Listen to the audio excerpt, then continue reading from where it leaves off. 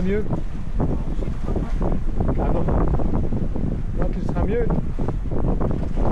Mais attention là, en bougeant. Allez, vas-y.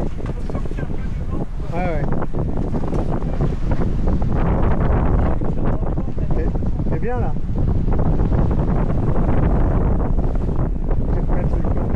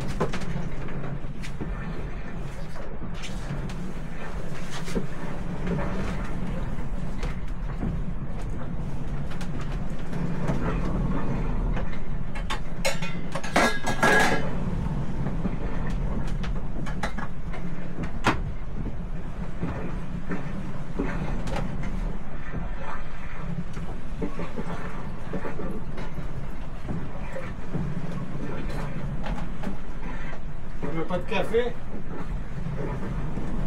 veux pas de café, Sabine? Sabine? Café? C'était ma tasse, hein. Ah bon? Ah bah tant pis. Je l'ai lavé, hein. Ah bah c'est... Ah bah, je l'ai pas vu.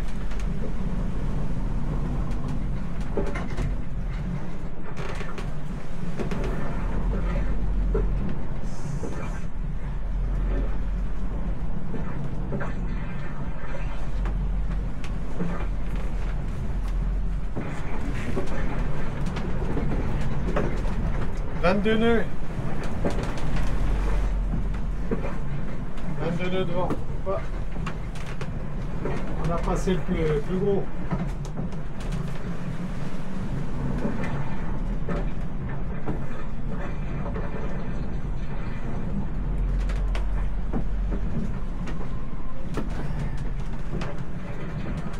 On a eu jusqu'à 28 nœuds de vent tout à l'heure. C'est des vagues 1,50 m si c'est pas plus. Ça nous rappelle la traversée du golfe de Gascogne. Et là c'était comme ça pendant 2 jours.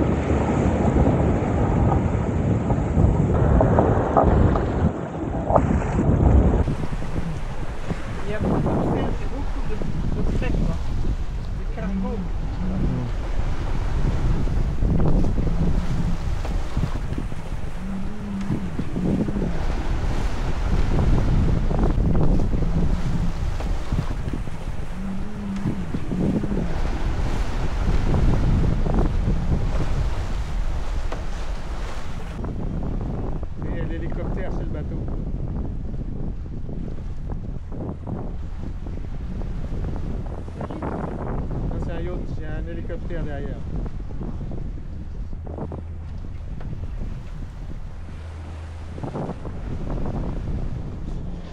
Bon bah dans 1h30, on arrive à Poros.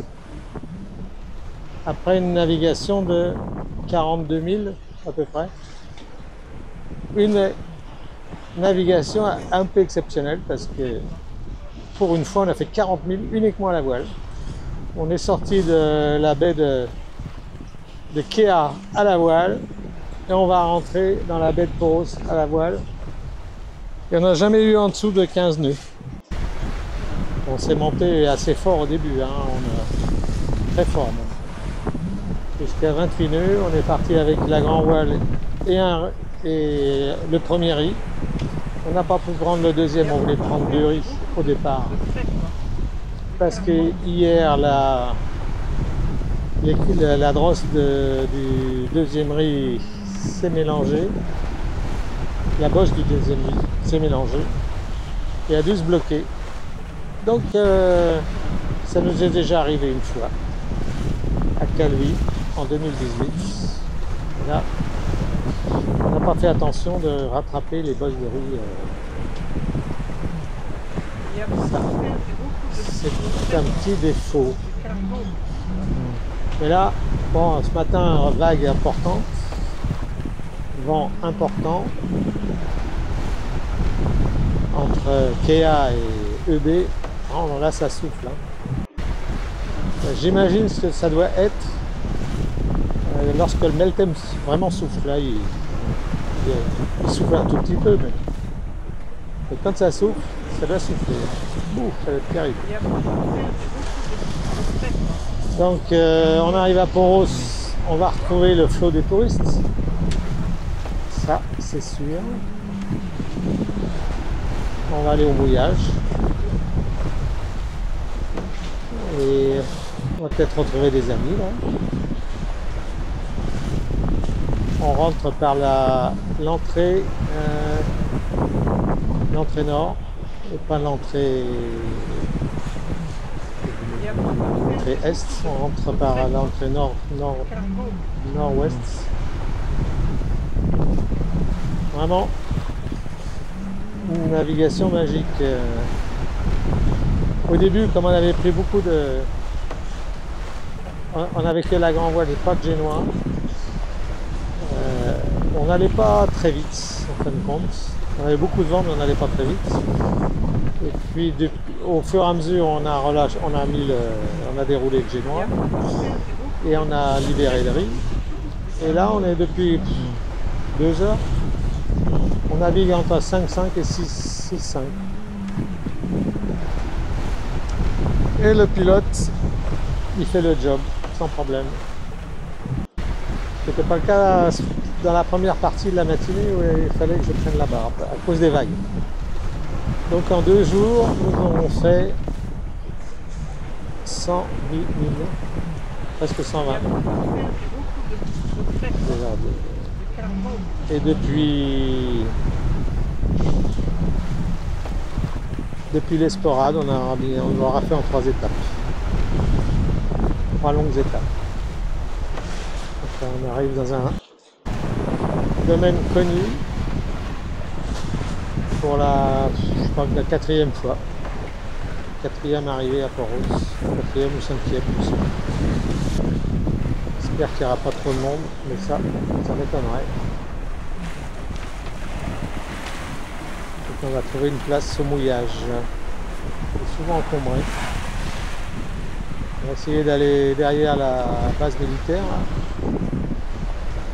C'est un coin qui nous plaît bien, mais pas facile de trouver de la place. On avance à 6-8 là. 6-8, combien on a? On a 17 nœuds de vent quand même. Bon, hier, il nous est arrivé une petite aventure. On ne l'a pas pu. Hier, c'était impressionnant, hier, la traversée le passage du Douro, là. Et quand c'est un peu dur comme ça, on ne peut pas trop filmer. Parce qu'il faut se concentrer sur ce qu'on fait, et on ne peut pas se concentrer sur 2 choses à la fois, la caméra. Désolé pour ça, parce que c'était vraiment impressionnant. Je pense que honnêtement, j'ai pas été impressionné par tous les autres grands passages qu'on a pu faire. Toujours parce qu'on avait choisi les meilleurs moments, mais Chenal du Four, le Ratsin, l'entrée du golfe du Morbihan, la sortie des passes du bassin d'Arcachon, le Cap Finistère, détroit de Gibraltar, détroit de Messine, Cap Corse, bouche de Bonifacio. Ce qui était le plus impressionnant, c'était hier. C'était ce qu'on appelle le Douro. Vraiment, là, il y a du monde. Là, il faut s'accrocher. Hein. Ceux qui ont envie de passer, il faut qu'ils choisissent leur jour, comme on a fait. On a choisi un jour avec peu de vent, et on a eu quand même des pointes à 38 nœuds. J'ose pas imaginer ce que ça doit être en cas de meltdown. Ça doit être infernal. Ça doit être du 60 nœuds là-dedans, incroyable. Donc là, il faut bien calculer son créneau, sa fenêtre météo, ou alors on choisit un jour sans, peut-être la nuit. Ça peut-être éventuellement faire la nuit. Moi je ne le fais pas la nuit. Donc hier ça a été à la barre en permanence pendant le passage. Parce que c'était pas régulier, ça oscillait entre 17, 20, et puis d'un seul coup 30 pratiquement en permanence, et puis 24, 35, 38 quand même. C'était le maximum, 38. Et le bateau qui accélère, bon, bien sûr avec ses limites. Donc, moi j'ai eu des remarques comme quoi, avec 38 nœuds, le bateau devrait aller encore beaucoup plus vite. Je pense que la physique, les lois de la physique font qu'avec une certaine longueur donnée de coque, le bateau ne peut pas aller plus vite que sa vitesse théorique. Donc dans 1h30, on aura lâché la pioche, lâché l'ancre. Et là on va se reposer 4-5 jours à Poros avant de continuer notre descente du Péloponnèse. Pour retourner en mer ionienne en refaisant le tour à l'inverse de celui qu'on a fait il y a 2 ans. On l'a fait dans l'autre sens. Et puis on va probablement se rencontrer avec notre coco quelque part. On est bercé, hein. C'est très bien, toi. Sabine, impeccable. Hier, impeccable. Vraiment, chapeau. Ce matin, impeccable. Alors, on demande, elle parle plus de gîte, de force de vent, de réduire. Non, on déroule, hein. On déroule le génois. Ah, faut que je change de... Faut que je remonte un peu au vent pour franchir la petite presqu'île là. Ah, ça commence à réduire. Hein. On s'approche. Hein? On s'approche. Ah ouais, là. On se demande jusqu'où on va avoir du vent comme ça, jusque dans la baie. C'est fou, hein. C'est magique là. Hein. Là, cette vue là, c'est magique. Avec des dégradés de couleurs.